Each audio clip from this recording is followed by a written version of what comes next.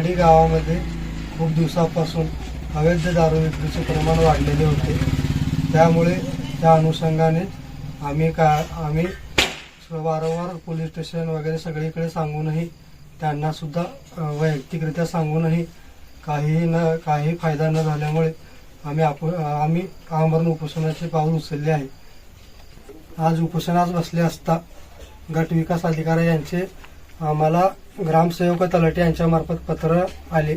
त्या पत्रामध्ये असे नमूद केले होते की त्यांनी काल LCBने काल गावामध्ये LCB मार्फत या सर्व अवैध दारू विक्रेत्यांवर कारवाई केलेली होती।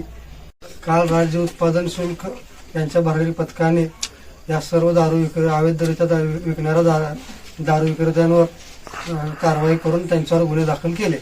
आज दिलेल्या गट विकास अधिकारी यांच्या पत्रामध्ये असे नमूद केले होते की काल उपोषणाला बसले असता आम्हाला गट विकास अधिकाऱ्याकडून जे पत्र आले होते त्या पत्रामध्ये असे दिले होते की यानंतर या दारू विक्रेत्यांनी जर यानंतर परत दारू विक्री केली तर त्यांच्यावर कडक कशी कारवाई करण्यात येईल। या आश्वासनामुळे आम्ही आजचे हे उपोषण तात्पुरते स्थगित करीत आहोत। यानंतरही जर आम्हाला दारू विक्री आढळली परत दिसून आली की आम्ही यापेक्षाही तीव्र आंदोलन किंवा यापेक्षाही तीव्र उपोषण करू।